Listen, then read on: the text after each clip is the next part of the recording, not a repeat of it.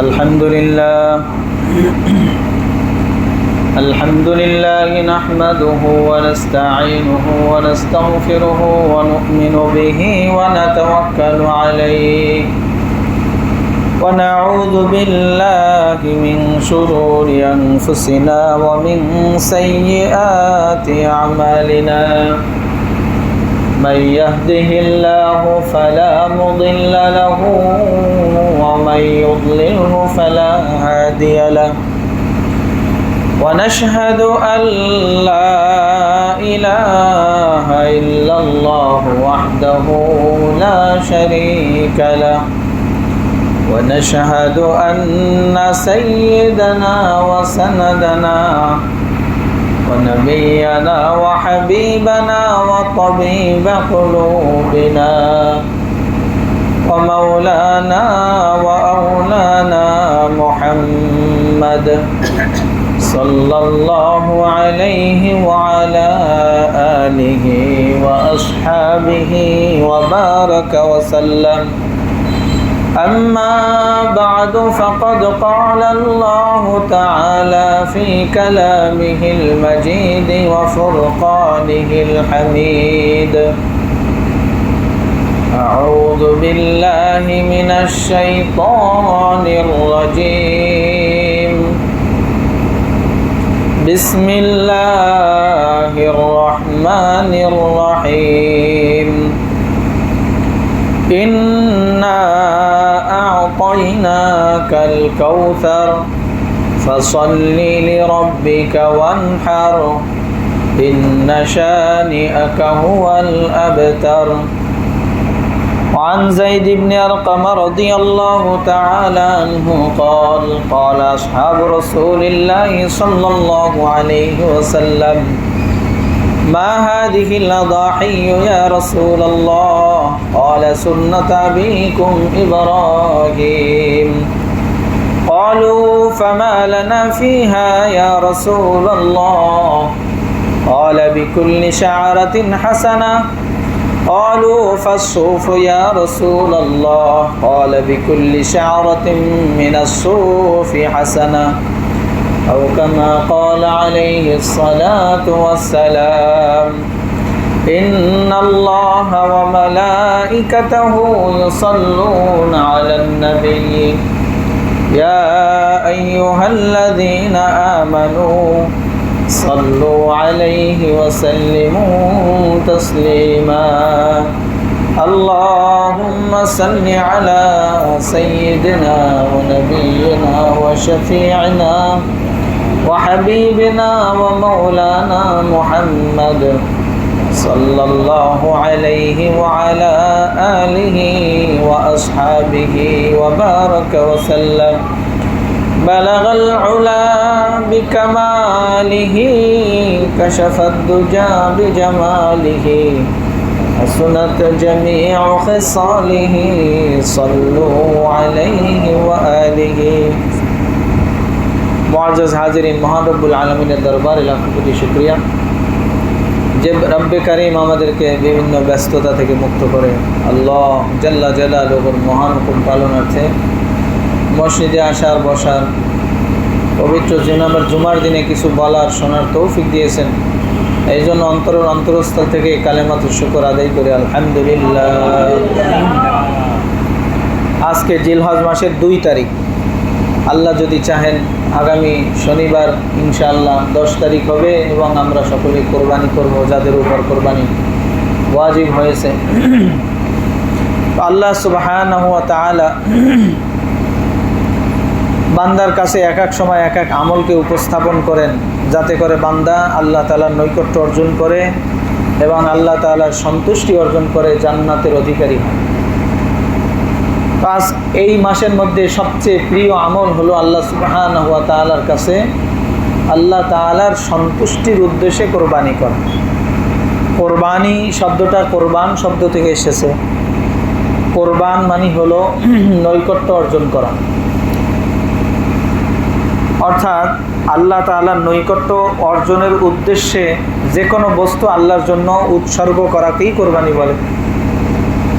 কিন্তু শরীয়তের পরিভাষায় কোরবানি বলা হয় আল্লাহ তাআলার সন্তুষ্টির উদ্দেশ্যে এই জিলহজ মাসের 10, 11, 12 তারিখ এই নির্দিষ্ট সময়ে নির্দিষ্ট তারিখে আল্লাহ তাআলার সন্তুষ্টির উদ্দেশ্যে যেই সমস্ত পশু আল্লাহ তাআলা কোরবানির জন্য হালাল করেছেন ওগুলোকে আল্লাহর নামে কোরবানি করা, আল্লাহর নামে উৎসর্গ করা, এটা কি কোরবানি বলে।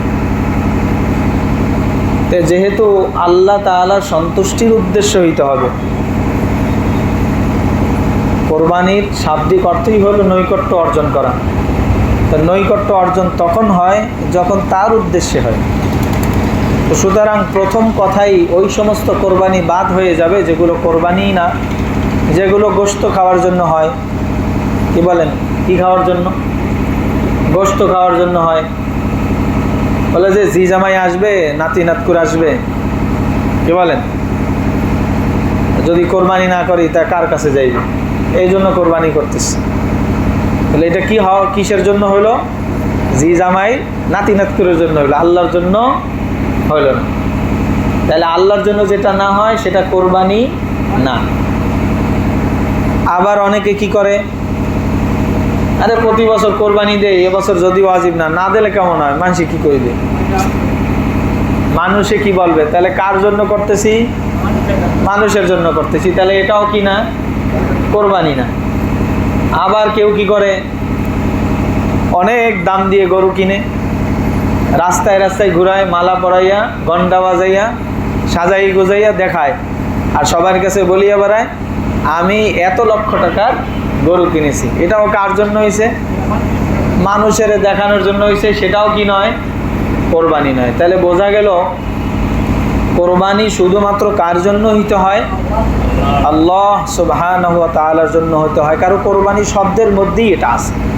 কোরবানি শব্দের মধ্যেই হলো আল্লাহর নৈকট্য অর্জন করা। কোরবানি মানে নৈকট্য অর্জন করা নির্দিষ্ট আমলের মাধ্যমে, অর্থাৎ আল্লাহর নামে পশু উৎসর্গ করে আল্লাহর নৈকট্য অর্জন করা। যদি আল্লাহর নামে না হয়, হ্যাঁ, কার নামে না হয়?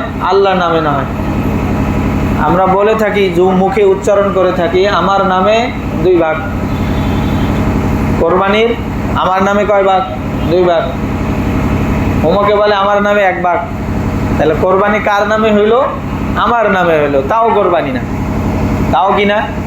কোরবানি না। কোরবানি হবে কার নামে? আল্লাহর নামে। কার পক্ষ থেকে? আমার পক্ষ থেকে। আমার পক্ষ থেকে 2 ভাগ আল্লাহর নামে কোরবানি। শব্দটা কি বলবো? আমার পক্ষ থেকে 2 ভাগ আল্লাহর নামে কোরবানি করবো ইনশাআল্লাহ। ঠিক কিনা? সব বলবো। এই জন্য যে কোনো কিছু, সব কিছু, ইন্না সলাতি ওয়া নুসুকি ওয়া মাহইয়ায়া ওয়া মামাতি লিল্লাহি রাব্বিল আলামিন। নিশ্চয়ই আমার কোরবানি, আমার নামাজ, ইন্না সলাতি ওয়া নুসুকি, আমার নামাজ, আমার কোরবানি, আমার জীবন, আমার মরণ, সব কার জন্য? আল্লাহর জন্য। যদি আল্লাহর জন্য না হয়, অন্য কারোর জন্য হয়, হাসরের ময়দানে বলবে যে যার জন্য আমল করেছিলে তার থেকে বদলা নিয়ে নাও। কি বলেন? হাসরের ময়দানে আল্লাহ কি ঘোষণা করবে? যে দুনিয়ার মধ্যে যার জন্য আমল করছো, কোনো পীরের জন্য করছো, তার থেকে বদলা নাও। পীর বদলা দিতে পারবে। কোনো আলেমের জন্য করছো, তার থেকে বদলা নাও, আলেম বদলা দিতে পারবে। কোনো ব্যক্তির জন্য, কোনো রাষ্ট্রীয় নেতার জন্য, কি বলেন, কোনো পোড়া কপাল এই কথাও বলছে, মরার সময় যেন জয় বাংলা বলতে বলতে মরতে পারি। কপাল পোড়া কি? হ্যাঁ, এরকম কপাল পোড়া আছে না জগতে? সব কার জন্য? এগুলো যার জন্য করছে তার থেকে বদলা নিতে হবে। হাসরের ময়দানে একমাত্র মালিকানা কার? আল্লাহ সুবহানাহু ওয়া তাআলা। সেখানে না কোনো পীর চলবে, না কোনো ওলি চলবে, না কোনো বুজুর্গ চলবে, না কোনো আলেম চলবে, না কোনো রাজনৈতিক নেতা চলবে। সবাই বলবে কি? নফসি নফসি। সবাই কি বলবে?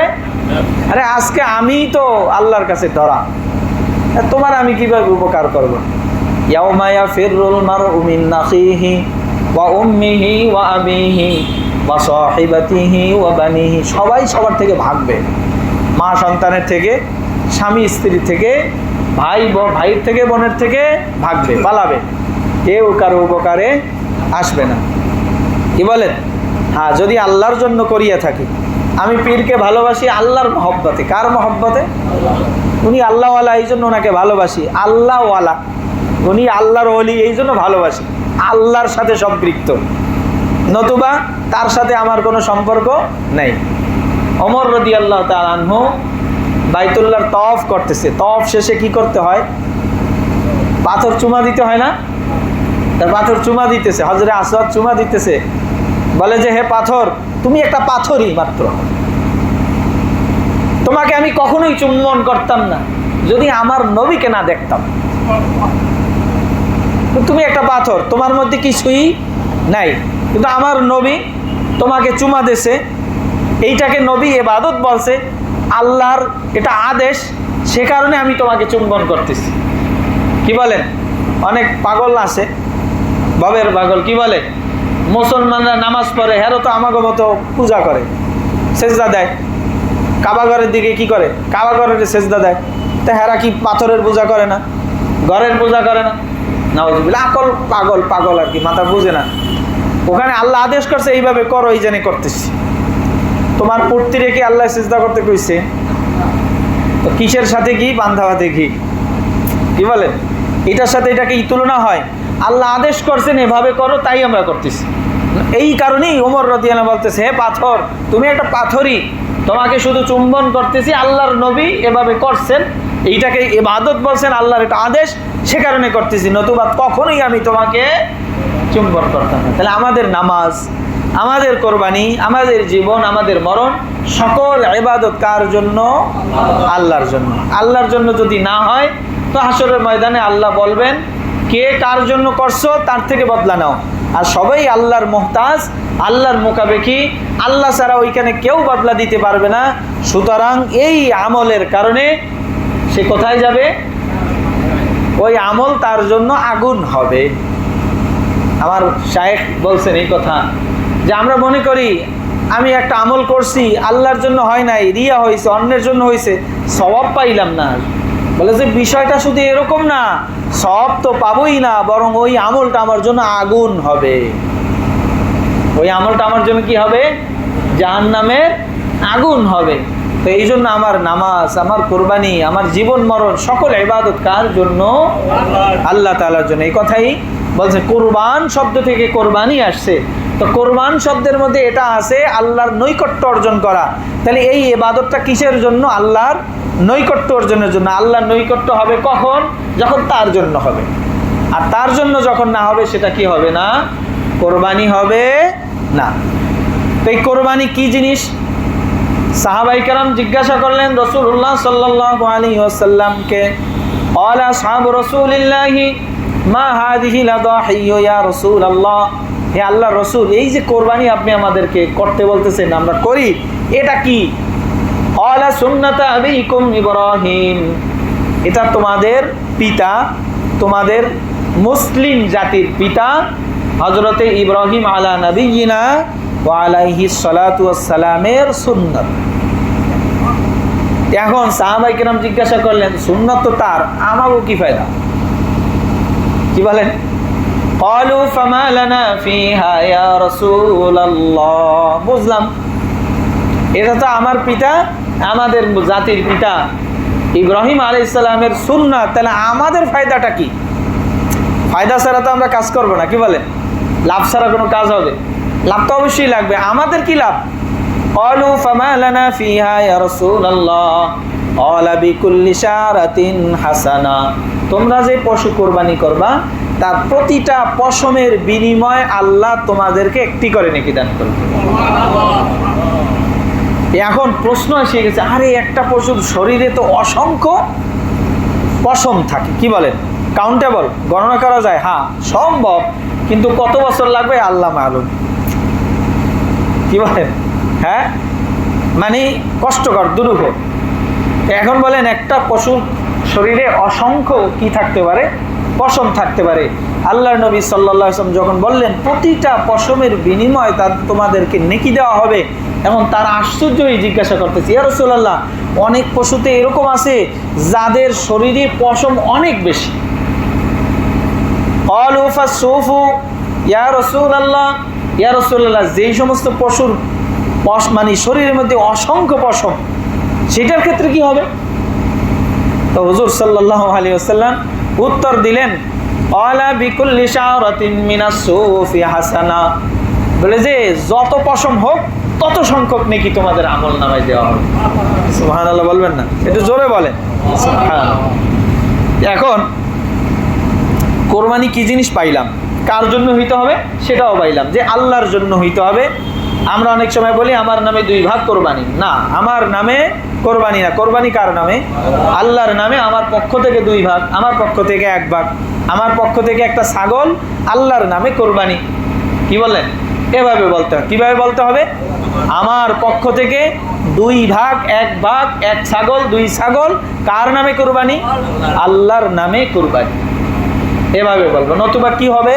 শিরক হবে। কি হবে? শিরক হবে, এটা বলা যাবে না। এই জন্য কোরবানি করা কাদের উপরে ওয়াজিব, এবার আমরা তো জানি কারা কোরবানি করবে, কাদের করতে হবে। শরীয়তের বিধান, আল্লাহ সুবহানাহু ওয়া তাআলা এমন কোনো বিধান নাজিল করেন নাই যেটা আমাদের জন্য চাপিয়ে দিয়েছেন আমার সাধ্যের বাইরে। লা ইউকাল্লিফুল্লাহু নাফসান ইল্লা উসআহা, আল্লাহ তাআলা তোমাদের উপরে এমন কোনো হুকুম কি করেন নাই, চাপিয়ে দেননি, বাধ্য করেননি যেটা তোমাদের সাধ্যের বাহিরে। তো অবশ্যই এটা আমাদের সাধ্যের মধ্যে। এখন বুঝতে হবে কার উপরে কোরবানি ওয়াজিব, কার সাধ্যে আছে, এই বিষয়ে একটু জানি। তো কোরবানি করার জন্য 1 নম্বর শর্ত হলো যে সে ব্যক্তি কি তো হইতে হবে? আজাদ ব্যক্তি হবে। এখন তো গোলাম কেউ নাই, আছে পৃথিবীর কোথাও এখন গোলামি প্রথা নাই, সুতরাং এ বিষয়টা আর বিস্তারিত আলোচনা করলাম না। আজাদ হইতে হবে 1 নম্বর, স্বাধীন পুরুষ, স্বাধীন ব্যক্তি হইতে হবে 1 নম্বর শর্ত। 2 নম্বর শর্ত হলো মুসলমান হইতে হবে। কোনো অমুসলিমের কোরবানি কিনা গ্রহণযোগ্য না। 2 নম্বর হলো মুসলমান হইতে হবে। 3 নম্বর হলো ওই ব্যক্তি মুসাফির হইতে পারবে না, মুকিম হইতে হবে। মুসাফির হইলে আর তার উপরে কি থাকে না, কোরবানি ওয়াজিব থাকে না। মুসাফির কাকে বলে? কোনো ব্যক্তি যদি তার নিজ মানে বাসস্থান থেকে 79 কিলোমিটার দূরত্বের পথ নিয়ত করে ঘর থেকে বাহির হয়, 79 কিলোমিটার দূরত্বের পথের নিয়ত করে ঘর থেকে কি করে বের হয়, নিজের বস্তি আবাদি নিজেদের এলাকা পরিত্যাগ করার সাথে সাথে সে মুসাফির বলে গণ্য হয়। এখন এই ব্যক্তি যদি ঘর থেকে বের হয়েছে 79 কিলোমিটার দূরত্বের জন্য, কোরবানির এই 3 দিনের মধ্যে 10, 11, 12 এই 3 দিনের মধ্যে যদি সে মুসাফির অবস্থায় থাকে, ওই ব্যক্তির উপরে কোরবানি কি হয় না, ওয়াজিব হয় না। তাহলে মুসাফির হবে না, মুকিম হতে হবে। কোরবানি ওয়াজিব হওয়ার জন্য শর্ত হলো মুসাফির হবে না, মুকিম হতে হবে। এখন যারা হাজিরা কোরবানি মানে কি বলে হজ করতে গিয়েছেন, তাদের উপরে কোরবানি ওয়াজিব না। হ্যাঁ, কী কারণে দমে শুকর ওয়াজিব হয় সেটা ভিন্ন কারণে। যারা হজ্জে তামাত্তু করে বা হজ্জে কেরান করে, এটার বিস্তারিত আলোচনা আছে, এখন বলবো না। তা তাদের জন্য কি হয়, দমে শুকর ওয়াজিব হয়। এছাড়া সাধারণ অর্থে যারা কি, তাদের জন্য কি না কোরবানি হয়, কি হয় না, ওয়াজিব হয় না। 3 নম্বর গেল মুকিম হইতে হবে। 4 নম্বর হলো, এখন প্রশ্ন আসতে পারে যারা এরকম গেছেন, তারা যদি বাড়িতে দিতে চান নফল কোরবানি দিতে পারেন, সমস্যা নেই। কি বলেন? উনি যদি এখানে কোরবানি, ওখানে তো দিতে হবে, যেহেতু আমাদের দেশের যারা হাজিরা যান সকলেই হজ্জে তামাত্তু করেন, অনেকে হজ্জে কেরান করেন, অর্থাৎ ওমরা করে যাওয়ার পরে ওমরা করে যদি হালাল হয়ে যায়, এরপরে যখন হজের জন্য যদি আবার এহরাম বাঁধে, এটাকে হজ্জে তামাত্তু বলে। এটাকে কি বলে? হজ্জে তামাত্তু বলে। আর যদি ওমরা করার পরে হালাল না হয়, ওই একই এহরামের সাথে সে হজও করে ওমরাও করে, তাহলে এটাকে হজ্জে কি বলা হয়? কেরান বলা হয়। হজ্জে কেরান বলা হয়। এটা কখন নিয়ত করতে হয়? যখন সে এহরামের কাপড় পরিধান করে তখনই এটা নিয়ত করতে হয়। তাহলে এই ক্ষেত্রে তাদের জন্য দমে শুকুর ওয়াজিব হয়, অর্থাৎ ওইখানে কোরবানি শুকরানা কোরবানি ওয়াজিব হয়, ওটা করতে হবে। এটা ভিন্ন কথা, ওটা তার উপরে ওয়াজিব কোরবানি সেটা নয়, ওটা ভিন্ন। 3 নম্বর গেল মুকিম হতে হবে। 4 নম্বর হলো নেশাব পরিমাণ মালের কি হতে হয়? মালিক হতে হয়। নেশাব পরিমাণ মালের মালিক হতে হয়। নেশাব পরিমাণ কি কি জিনিস আমার কাউন্টের মধ্যে আসবে, কি জিনিস কাউন্টের মধ্যে আসবে না, সেটা বলতেছি বিস্তারিত। তো 4 নম্বর কি হলো, নেশাব পরিমাণ মালের কি হতে হবে? মালিক হইতে হবে। 5 নম্বর হলো সে একজন বালেগ পুরুষ হইতে হবে, নারী হইতে হবে, বালেগ হইতে হবে, অপ্রাপ্ত বয়স্ক না। এখন বালেগ আর নাবালেগ কখন বুঝবো, কিভাবে বুঝবো? ছেলেদের ক্ষেত্রে যদি স্বপ্নদোষ হয় তাহলে সে বালেগ হয়ে গেছে। আর যদি তার স্বপ্নদোষ বা এই ধরনের কোনো সিমটম না পাওয়া যায় যেগুলোর দ্বারা তার কি মানে বালেগ হওয়ার প্রমাণ হয়, তবে 15 বছর পূর্ণ হইতে হবে। 15 বছর ইংরেজি মাস হিসেবে নয়, আরবি মাস হিসেবে। কি মাস হিসেবে? আরবি মাস হিসেবে 15 বছর। এই জন্য আরবি তারিখ, জন্ম আরবি তারিখ তার হিসাবে রাখতে হয়। আমরা রাখছি আলহামদুলিল্লাহ, আমাদের তো আছে, আপনাদের কেন নাই? এটা খেয়াল করতে হবে। নিজেদের বাচ্চাদের ক্ষেত্রে কমপক্ষে নাতি নাতনি যারা আছে এদের ক্ষেত্রেও কি করতে হবে? এই তারিখটা লিখে রাখতে হবে, কারণ এটার সাথে শরীয়তের অনেক বিধিবিধান কি আছে, সম্পৃক্ত আছে। এই জন্য আরবি তারিখ জানতে হবে। তাহলে কি করতে হবে? বালেগ হতে হবে। বালেগ হওয়ার হিসাবটা কি? যদি আগে থেকে বালেগ হওয়ার কোনো আলামত পাওয়া যায়, যেমন ছেলেদের ক্ষেত্রে স্বপ্নদোষ হওয়া অথবা বীর্যপাত যে কোনোভাবে হওয়া, আর মেয়েদের ক্ষেত্রে পিরিয়ড হওয়া, মাসিক হওয়া, এগুলো হলে বোঝা যাবে 15 বছরের আগেও যদি এগুলো হয়ে যায় তো সে বালেগ পুরুষ, বালেগ নারী। আর যদি সেরকম না হয়, আগে থেকে না হয়, 15 বছর যদি পূর্ণ হয়ে যায় আরবি মাস হিসেবে, আরবি বছর হিসেবে, তবে সে বালেগ পুরুষ, বালেগ মহিলা। এদের উপরে কি বালেগ হওয়া লাগবে। কোরবানি ওয়াজিব হওয়ার জন্য কি লাগবে? বালেগ হতে হবে। 4 নম্বর হলো তার আকল ঠিক থাকতে হবে। পাগল হলে হবে না। পাগলের উপরে কি নাই? শরীয়তের কোনো বিধান না, নামাজ আছে না, রোজা আছে না, কোরবানি না, বা হজ বা কোনো ধরনের বিধান, যাকাত, কোনো ধরনের বিধান, যারা কি হয়ে যায়? পাগল হয়ে যায়, মস্তিষ্ক বিকৃত হয়ে যায়, শরীয়তের কোনো বিধান তাদের উপরে আরোপিত হয় না। তো এই 6টা শর্ত যার মধ্যে পাওয়া যাবে সে ব্যক্তির উপরে কোরবানি ওয়াজিব। কি বললাম? 1 নম্বর হলো আজাদ হতে হবে, মুসলমান হতে হবে, মুকিম হইতে হবে, নেশাব পরিমাণ মালের মালিক হতে হবে, বালেগ হইতে হবে, সুস্থ মস্তিষ্ক থাকতে হবে, আকেল থাকতে হবে, আকল ঠিক থাকতে হবে। এই 6টা শর্ত যেই ব্যক্তির উপরে পাওয়া যাবে তার উপরে কোরবানি ওয়াজিব, তার উপরে কোরবানি ওয়াজিব। এখন যে বিষয়টা আমরা ক্লিয়ার বুঝতে চাই সেটা হলো নেশাব পরিমাণ মালের মালিক, এটা কি বিষয়? অর্থাৎ কোন ব্যক্তি নেশাব পরিমাণ মালের মালিক, এটা আমরা কিভাবে বুঝবো? এর জন্য কি শর্ত রয়েছে? আমরা জানি যাকাত ওয়াজিব হওয়ার জন্য, সদকায়ে ফিতরা ওয়াজিব হওয়ার জন্য কি লাগে? কারো নিকট যদি 7.5 ভরি স্বর্ণ বা 52.5 ভরি রূপা বা তার সমমূল্যের কোনো সম্পদ থাকে তখন, বা ব্যবসায়িক পণ্য থাকে, তার উপরে যাকাত ওয়াজিব হয়, সদকায়ে ফিতরা ওয়াজিব হয়। এইটাকে নিসাব বলে। এটাকে কি বলে? নিসাব বলে। অর্থাৎ হয় 7.5 ভরি স্বর্ণ অথবা 52.5 ভরি রূপা, এইটা অথবা এর সমমূল্যের কোনো সম্পদ তার কাছে থাকা, চাই ব্যবসায়িক পণ্য হোক বা অন্য কোনো পণ্য হোক। যাকাতের ক্ষেত্রে 1 বছর থাকা লাগে, কিন্তু সদকায়ে ফিতরা আর কোরবানির জন্য 1 বছর থাকা জরুরি না। আরও কিছু যাকাতের সাথে পার্থক্য আছে, বিস্তারিত বলার এখন সুযোগ নেই। তো আমরা বলবো যে কোরবানি ওয়াজিব হওয়ার জন্য নেশাব পরিমাণ মালের মালিক হতে হবে। সাপোজ কারো কাছে 7.5 ভরি শুধু স্বর্ণই আছে, না কোনো রূপা আছে, না কোনো টাকা আছে, 2 টাকা 1 টাকা 5 টাকা থাকলেও হবে, তার মালিকানায়। না কোনো টাকা পয়সা আছে, ব্যালেন্স যেটাকে আমরা বলি, অথবা না কোনো প্রয়োজনের অতিরিক্ত সম্পদ আছে, না ব্যবসায়িক পণ্য আছে। এইরকম যদি ব্যক্তি হয় তাহলে তার উপরে কোরবানি ওয়াজিব হওয়ার জন্য 7.5 ভরি স্বর্ণ লাগবে। যদি স্বর্ণই আছে আর কোনো সম্পদ নেই, তার কাছে আর কোনো ধরনের সম্পদ নেই প্রয়োজনের অতিরিক্ত, তাহলে তার উপরে কোরবানি ওয়াজিব হওয়ার জন্য কি লাগবে? ক্লিয়ার বুঝতে হবে, 7.5 ভরি স্বর্ণ লাগবে। আর যদি কারো কাছে শুধু মানে রূপা আছে, না কোনো টাকা পয়সা আছে, না কোনো ব্যবসায়িক পণ্য আছে, না কোনো প্রয়োজনের অতিরিক্ত সম্পদ আছে, মালামাল হোক সম্পদ হোক, প্রয়োজনের অতিরিক্ত আছে, তাহলে তার উপরে কোরবানি ওয়াজিব হতে হলে 52.5 ভরি রূপা লাগবে। এখন কারো কাছে কিছু টাকা আছে, কিছু স্বর্ণ আছে, কিছু রূপা আছে, কিছু ব্যবসায়িক পণ্য আছে, বা প্রয়োজনের অতিরিক্ত সম্পদ, মালামাল, টাকা পয়সা এগুলো আছে, তো এগুলো সব মূল্যে যোগ হবে। কি হবে? মূল্যে যোগ হবে। যোগ হওয়ার পরে বর্তমান দাম 52.5 ভরি রূপার সমমূল্য কত? যদি 1700 টাকা হয়, প্রায় 89,000 সামথিং, 90,000 ধরেন, বা কম বেশি হতে পারে, একটু জেনে নিতে হবে। তো এই পরিমাণ টাকা বা মানে স্বর্ণের মূল্য, রূপার মূল্য, ব্যবসায়িক পণ্য থাকলে তার মূল্য, এরপরে প্রয়োজনের অতিরিক্ত যদি কোনো কিছু থাকে, বাড়ি হোক, জায়গা হোক, অথবা ঘরের আসবাবপত্র হোক, যেগুলো প্রয়োজনের অতিরিক্ত। প্রয়োজন কি সেটা ক্লিয়ার করব।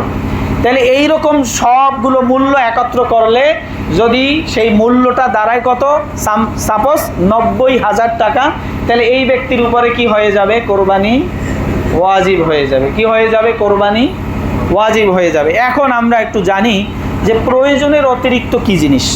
প্রয়োজন, আমাদের জরুরি প্রয়োজন কি, তাহলেই বোঝা যাবে আমাদের প্রয়োজনের অতিরিক্তটা কি জিনিস।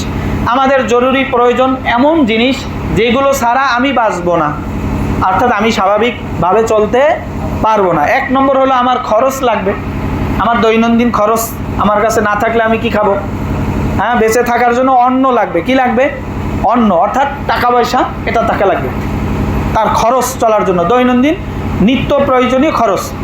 2 নম্বর হলো তার থাকার ঘর, এটা না থাকলে মানুষ কোথায় থাকবে, রাস্তায় থাকবে না, তার জন্য একটা ঘর থাকতে হবে। এটা হলো মানে কি বলে জরুরি প্রয়োজন।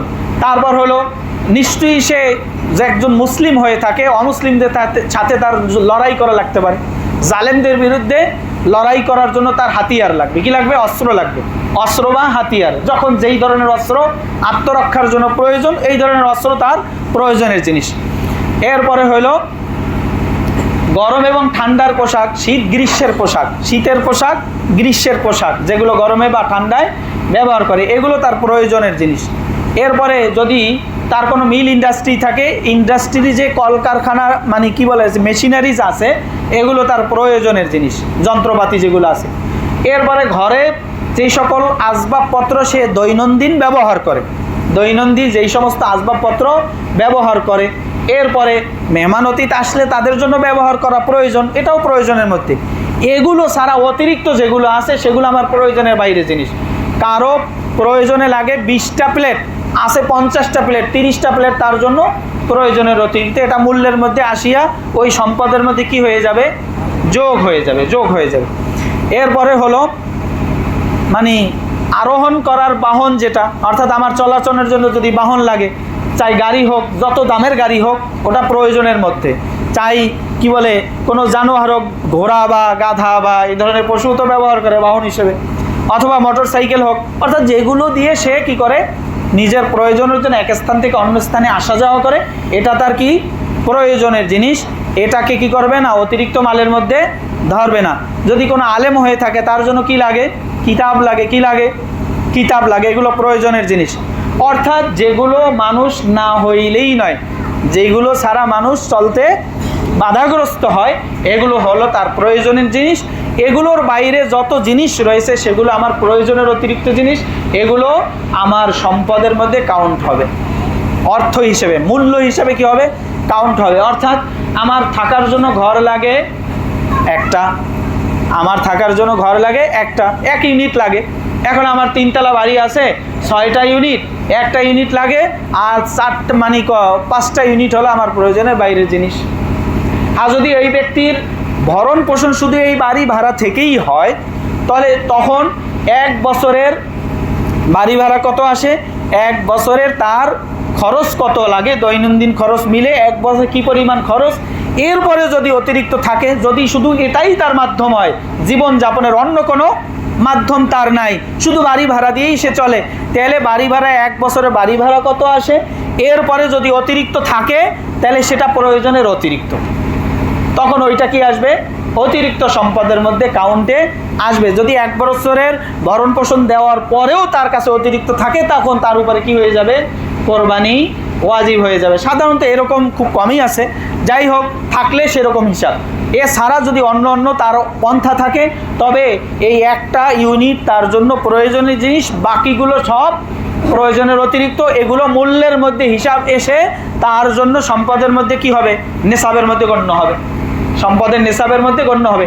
যেগুলোর থেকে তার চাষাবাদের জমি, যেখান থেকে তার বাৎসরিক খরচ চলে, শুধু ওইটার উপরেই তার বাৎসরিক খরচ চলে, তো 1 বছরের খোরাকি যা হয় ওই ফসল, জমির ফসল থেকে, এইটা বাদ দেওয়ার পরে যদি অতিরিক্ত থাকে তার উপরে কোরবানি ওয়াজিব হবে। আর যদি এইটা তার প্রয়োজন হয় না, এইটা অতিরিক্ত তার, তাহলে এগুলো সম্পদগুলো কি হবে, তার প্রয়োজনের অতিরিক্ত সম্পদের মধ্যে মূল্য হিসাবে যোগ হয়ে তার নেশাবের হিসাব ধরা হবে। অনুরূপভাবে যে সমস্ত জায়গাগুলো তার পরিত্যক্ত, ওগুলো ব্যবহার করে না, এমনিই পড়ে আছে, ওগুলো মূল্যের মধ্যে হিসাবে এসে তার উপরে মালের হিসাব 90,000 পর্যন্ত হয়ে গেলেই কি হয়ে যাবে, কোরবানি ওয়াজিব হয়ে যায়। এই সকল বিচারে আমরা দেখতে পাই অধিকাংশ মানুষের উপরে কোরবানি কি হয়ে যায়, কি হয়ে যায়, ওয়াজিব হয়ে যায়। হুজুর আমার কাছে তো এখন নগদ টাকা নাই। হ্যাঁ এগুলো আছে, কোরবানি ওয়াজিব হলো বুঝলাম, নগদ টাকা নেই, এখন আমি কি করব, ধার করে হলেও কোরবানি করতে হবে। কি বলেন, ধার করে হলেও কোরবানি করতে হবে, যেহেতু আমার উপরে ওয়াজিব হয়েছে সুতরাং আমাকে কি করতে হবে, কোরবানি করতে হবে। তো এভাবে হ্যাঁ, এখন আমার যদি কোনো ঋণ থাকে তাহলে আমার এই সব সম্পদ যোগ করার পরে যা মূল্য হবে তার থেকে আমার ঋণটা বাদ দিতে হবে। এরপরে যদি সাপোজ 90,000 টাকা থাকে তাহলে আমার উপরে কোরবানি কি হয়ে যাবে, ওয়াজিব হয়ে যাবে। স্ত্রীর স্বর্ণ স্ত্রীর মালিকানা ওইটা আমার হিসাবে আসবে না। স্ত্রীর স্বর্ণ স্ত্রীর মালিকানা এইটার হিসাব আমার কাছে আসবে না, আমার হিসাব আমার জন্য হবে। হ্যাঁ মালিকানা যদি আমার থাকে, স্ত্রীর ব্যবহার করার জন্য দিয়েছি, আমি তোমাকে এমনি দিলাম ব্যবহার করো, কিন্তু সম্পদের মালিক আমি, তাহলে ভিন্ন কথা। কিন্তু সাধারণত স্ত্রীর যদি শুধু স্বর্ণই থাকে, তার কাছে কোনো টাকা নাই, ব্যালেন্স নাই, 5 টাকাও নাই, 2 টাকা 1 টাকাও নাই, কোনো রূপাও নাই, তাহলে তার উপরে কোরবানি ওয়াজিব হতে হলে 7.5 ভরি কি হবে, রূপা লাগবে। এখন আপনার কাছে যে মোহরানা তার পাওনা, সেটা যদি আপনি দিয়ে থাকেন, সেটা যদি আপনি দিয়ে থাকেন বা না দিয়ে থাকেন, ওটা কিন্তু তার সম্পদ, মালিকানা আছে, এটা হিসাব করতে হবে। এটা কি করতে হবে, হিসাব করতে হবে। যা হোক, এই সকল বিচারে যার উপরে কোরবানি ওয়াজিব হবে সে অবশ্যই কি করতে হবে, কোরবানি করতে হবে। কোরবানি আল্লাহ সুবহানাহু ওয়া তাআলা আমাদের উপরে কি করেছেন, ওয়াজিব করেছেন, আমরা কোরবানি করব। এখন কোন ধরনের পশু দিয়ে আমি কোরবানি করব? গরু, মহিষ, ভেড়া, দুম্বা, উট। গরু, মহিষ, ভেড়া, দুম্বা, উট, ছাগল, বকরি যেটাকে আমরা বলি, এগুলো দ্বারা কোরবানি করা যায়। এছাড়া অন্য যত পশু আছে তা দ্বারা কোরবানি করা যাবে। গাধা হোক, খচ্চর হোক, ঘোড়া হোক, হরিণ হোক, আপনি পালেন, বুঝো গৃহপালিত হলেই তো হবে। আচ্ছা, গৃহপালিত কোনটা আর গৃহপালিত কোনটা না, এটা তো সহজ পন্থা আছে। আপনি উট, একটা হরিণকে যদি 10 বছরও কি করেন, লালন পালন করেন, আপনি যদি ছাড়িয়ে দেন, আপনার ঘরে থাকবে না, জঙ্গলে চলে যাবে। তাহলে বোঝা গেল এটা কি না, গৃহপালিত না। গরু আপনি 5 দিন পালছেন, পালার পরে ছাড়িয়ে দিলেও আপনার ঘরেই কি করে ফিরে আসে, আসে কি আসে না, তাহলে এটা গৃহপালিত। যা হোক, যেগুলো বলা হলো এগুলো ছাড়া অন্য কোনো পশু দ্বারা কোরবানি করা যায় না। এই সকল জানোয়ার, যদি ছাগল হয় 1 বছর অবশ্যই পূর্ণ হতে হবে। একটা কথা ভালোভাবে কান খুলে শুনে নেই, কয়টা দাঁতছে কয়টা দাঁতছে না এইটার উপরে বয়স নির্ভর করে না। কয়টা দাঁতছে কয়টা দাঁতছে না এইটার উপরে বয়স নির্ভর করে না, বছর পূর্ণ হতে হবে। বকরি হলে 1 বছর, 1 বছর পূর্ণ 1 বছর কি হইতে হবে, তার বয়স হতে হবে। যদি ভেড়া বা দুম্বা এই ধরনের কোনো পশু হয়, তাহলে সেটা যদি 6 মাসেরও হয়, 1 বছরটার সাথে ছাইড়ে দিলে যদি হৃষ্টপুষ্ট এরকম মনে হয়, তাহলে সেটা দ্বারা কোরবানি করা যায়। গরু 2 বছর হইতে হবে। কয় দাঁত এটা দেখার প্রয়োজন নেই, দেখতে হবে বয়স 2 বছর পূর্ণ হয়েছে কিনা। আমি আগেই বলেছি, বছরের হিসাব আরবি দ্বারা হয়, ইংরেজি দ্বারা হয় না। বছরের হিসাব কি দ্বারা হবে, আরবি দ্বারা হবে। আরবি থেকে ইংরেজির বছরের মধ্যে 10 দিনের ডিফারেন্স হয়ে যায়। কয় দিনের ডিফারেন্স হয়, 10 দিনের ডিফারেন্স হয়ে যায় কম বেশি। তো সুতরাং আরবি বছরের হিসাব 2 বছর পূর্ণ হতে হবে গরু আর মহিষ। আর যদি কি হয়, উট হয়, 5 বছর পূর্ণ হতে হবে। কয় বছর, 5 বছর পূর্ণ হতে হবে। তবে এই ধরনের পশু দ্বারা আমরা কি করব, কোরবানি করব। এখন কোরবানি পশু নির্বাচন করতে হবে। আমি যেটাই খরিদ করি না কেন, সেটার অবস্থা আমাকে জানতে হবে, কেমন, ভালো না মন্দ, কি বলে, ত্রুটিপূর্ণ কি না, এটা আমাকে যাচাই করতে হবে। যদি এমন ত্রুটি হয় যেটা আসলেই ত্রুটি ধরা হয়, তাহলে সেক্ষেত্রে সেটা দ্বারা কোরবানি করা যায় না। ত্রুটিগুলো কি আমি বলবো। তা আমরা বলতেছিলাম যে আমরা সবসময় উত্তম জিনিস দ্বারা কি করব, কোরবানি করব। হযরত আদম আলাইহিস সালাতু ওয়াস সালামের 2 ছেলে হাবিল আর কাবিল, 2 জনই আল্লাহর নামে কি করেছেন, কোরবানি করেছেন। তো আল্লাহ তাআলা সেই ঘটনাও উল্লেখ করেছেন, ইয কাররাবা কুরবানান ফাতাকুব্বিলা মিন আহাদিহিম ওয়া লাম ইউতাকাব্বাল মিনাল আখার। 2 জনই কোরবানি করেছেন, একজনটা আল্লাহ পছন্দ করেছেন, গ্রহণ করেছেন, আর একজনটা আল্লাহ কি করেন নাই, পছন্দ করেন নাই, গ্রহণ করেন নাই, হাবিল করেছেন দুম্বা দিয়ে, আল্লাহর পছন্দ হয়েছে, কোরবানি কি করেছেন, কবুল করেছেন। কাবিল করেছেন শস্য পণ্য দিয়ে, তাও আবার যেটা নিঃস্বা সেইটা দেশের আল্লাহর জন্য। আমরা এটাই করি, মসজিদে অনেক সময় দান করি না, যেই টাকাটা আপনি বাইরে চালাইতে পারবো না, সিরা ফাটা পোড়া, ওইটা কোথায় দেই? আরে আল্লাহ কি এত গরিব হয়ে গেল? আল্লাহুল গনিয়্যু ওয়া আনতুমুল ফুকারা।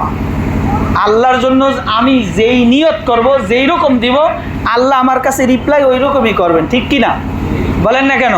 যেটা অচল, অচল চালাই দিলাম গৌরঙ্গের বাজারে, এইটা চলবে না, সোজা কথা।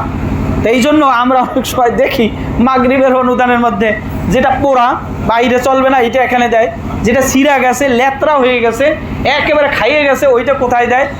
এই যে শুক্রবার মহিলারা আসে এখানে কিছু নিতে, ভিক্ষা নিতে, 1 টাকার পয়সা চালাইতে পারে না, তারা ওই যে কোন জায়গায় রেখে যায়? আরে বলেন না কেন? সিন্ধুকে ফেলে যায়, ওই টাকাটা আমরা পাই। যাই হোক, যে কোনোভাবে চালাই, ওটা আবার তাদের কাছে যায়, কিন্তু এটা তো একটা সার্কেল, ঠিক কি না? আর টাকা পয়সা তো কারো কাছে স্থায়ী থাকে না। আমরা এক দোকানদারে দিই, দোকানে যায় ফকিররা, তারাও 1 টাকা করে দেয়, ওইটা আবার এখানে আসে, আবার তাদের কাছে যায়, এটাই তো চলতেছে, ঠিক কি না? তা যা হোক, এইটা করব না, আল্লাহর জন্য সবচেয়ে উৎকৃষ্টটা আমি কি করব? কোরবানি করব। আরে এটা তো আমার আখেরাতের পুঁজি, কি বলেন? আহা, এটা কার পুঁজি? আখেরাতের পুঁজি। আমার এই পশুটা সশরীরে উঠে পুলসিরাতে আমাকে পার করে দিবে, পুলসিরাতে আমাকে পার করে দিয়ে হাসরের ময়দান থেকে পুলসিরাত পর্যন্ত যে দূরত্ব আছে, এই পশুটা হবে আমার বাহন। তাহলে কেমন লাগবে? দ্রুতগামী লাগবে না? শক্তিশালী লাগবে না? ভালোটা লাগবে না? এই জন্য যেহেতু হাবিলের তা সবচেয়ে উৎকৃষ্ট ছিল, আল্লাহর জন্য সবচেয়ে পছন্দনীয়টা, নিজের পছন্দনীয়টা কোরবানি করছে, তো আল্লাহ কবুল করে নিছেন। কি করছেন? কবুল করিয়ে নিছেন। তাদের জন্য হালাল ছিল না, কি ছিল না? হালাল ছিল না। তো কি করা হতো? বলে যে এইটা কি করা হইতো, ওই কোন এক জায়গায় রাখা হইতো, সেখান থেকে হাত্তা ইয়াতিয়ানা বিকুরবানিন তাকুলুহুন নার, আগুন এসে খেয়ে ফেলতো, আগুন এসে এটাকে অদৃশ্য ছাই ভস্ম করে ফেলতো। এটার দ্বারা বোঝা যাইতো আল্লাহ তাআলা কি করছেন? কবুল করছেন। আমাদের উপরে তো আল্লাহ ইহসান করছেন, কি করছেন? এটা আমরা খেতে পারি, আল্লাহ বৈধ করছেন। তারপরও আরে না জামাই আসবে, নাতি নাতনিরা আসবে, কার কাছে যাবে, এই জন্য কোরবানি করতেছে। তাহলে কার জন্য? শুরুতে বলছি, আপনারা অনেকেই পান নাই কথাটা। কোরবানি, কোরবান শব্দ থেকে আসছে, নৈকট্য অর্জন করা। তো নৈকট্য অর্জন করা হয় কোনটার মাধ্যমে? যেটা তার জন্য হয়। কি বলেন? নৈকট্য অর্জন কোনটার মাধ্যমে হয়? যেটা তার জন্য হয়, যেটা গোস্ত খাওয়ার জন্য, নাতি নাতকুরের জন্য, কিসের জন্য? আরে জি জামাইয়ের জন্য করা হবে। তো সেটা তো আল্লাহর জন্য না, সুতরাং ওটা কোরবানি না। ওটা কি না? কোরবানি না, ওটা আল্লাহর জন্য হয় নাই। আর যদি ওইরকম মালা পরাইয়া, ঘণ্টা বাজাইয়া, হ্যাঁ ঢোল দিয়া কি করতেছে, দেখাইতেছে, এটা কার জন্য? ওই জনগণের দেখানোর জন্য, ওটাও আল্লাহর জন্য না। আরে প্রত্যেক বছর কোরবানি দেয়, এবার না দিলে কেমন হয়, মানুষ কি বলবে, ওটাও কার জন্য না? আল্লাহর জন্য না। সুতরাং এগুলো কোরবানি না, কোরবানির পরিভাষার মধ্যে কোরবানিই না। সুতরাং এইটা কবুল হওয়ার প্রশ্ন উঠে না। ওটা গোস্ত খাওয়ার জন্য। কিসের জন্য? গোস্ত খাওয়ার জন্য। আর যদি এটাও বলি আমার নামে 2 ভাগ কোরবানি, সেটাও আমার আল্লাহর জন্য না, ওটা আমার জন্য। কার জন্য? হ্যাঁ, কি বলতে হবে? আমার পক্ষ থেকে 2 ভাগ আল্লাহর নামে কোরবানি, 1 ভাগ আল্লাহর নামে কোরবানি, একটা ছাগল আল্লাহর নামে কোরবানি। কার পক্ষ থেকে? আমার পক্ষ থেকে, আমার নামে না। কার পক্ষ থেকে? আবার এক পাগলামি করে নাম লিখে টিকে এবার আবার হুজুরি দিয়ে পড়া, হুজুর পড়েন, এইবারে জবাই করেন। আরে আল্লাহ কি অন্ধ বহেরা? উনি কি দেখেন না? আপনার অন্তরের খবর জানেন না? তো লিখতে হবে কেন, আবার পড়তে হবে কেন?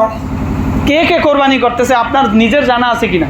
তাহলে এই লেখাটা অনর্থক একটা কাজ, এই লেখাটা অনর্থক একটা কাজ, এই কাজও করবো না।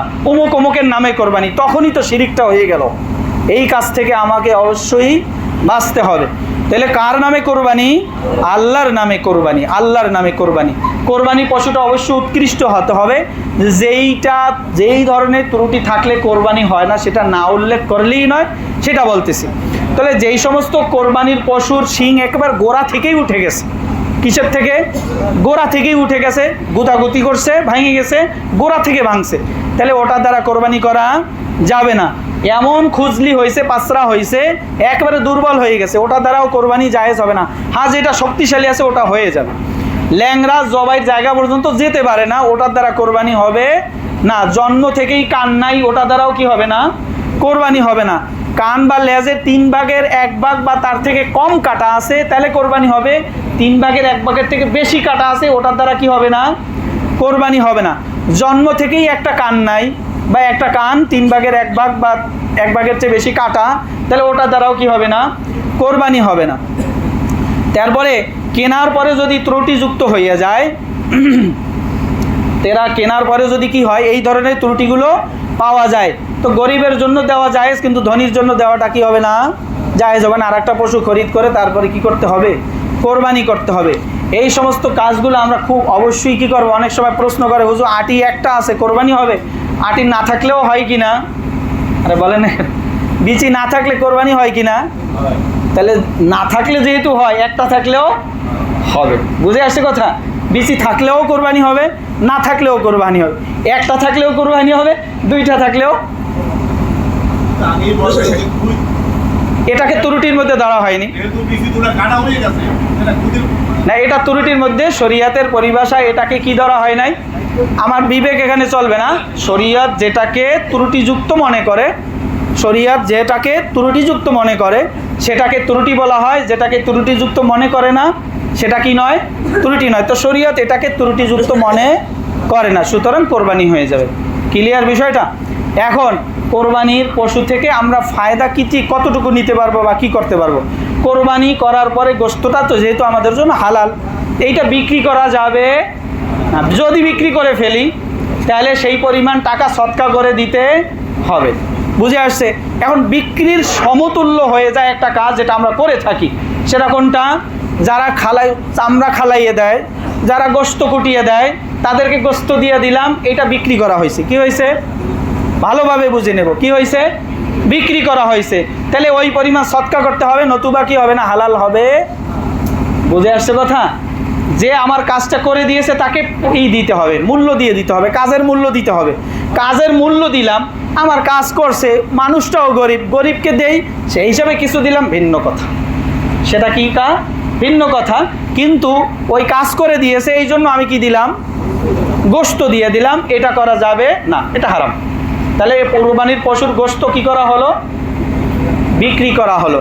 হ্যাঁ হুজুর, চামড়া যে বিক্রি করি, হ্যাঁ চামড়া তো বিক্রি করা যায় না। কোনো একটা লীলা বোর্ডিংয়ে যেখানে গরিব এতিম বা লীলা বোর্ডিং ছাড়া যে সমাজের মধ্যে যারা গরিব আছে তাদেরকে দিতে হয়। আর যদি বিক্রি করি তাহলে মূল্যটা সেখানে দিয়ে দিতে হবে। সবচেয়ে উত্তম হলো আস্তটাই দিয়ে দেওয়া। যদি আস্ত না দিতে পারি, বিক্রি করে ফেলি, এটা তো আমরা খেতে পারবো না। কি বলেন?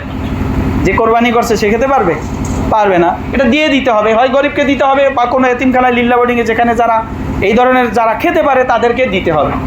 এভাবে আমরা বুঝে আমল করার আল্লাহ তাআলা তৌফিক দান করুন। আমিন। ওয়া আখিরু দাওয়ানা আলহামদুলিল্লাহি রাব্বিল আলামিন। কাবলাল জুমা।